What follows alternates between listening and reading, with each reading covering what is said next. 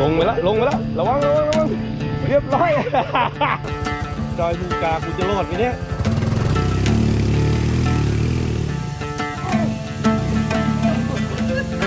คลิปนี้คนแคมป์จะพาทุกคนออกไปตะลุยเส้นทางวิบาก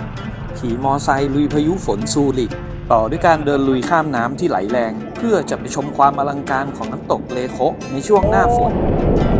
พอลงมาข้างล่างนะไม่เล็กเลยนะเนี่ยและได้พบกับกลุ่มเพื่อนใหม่ที่ชวนผมออกไปพิชิตดอยภูกากับเส้นทางที่โคตรโหดเลย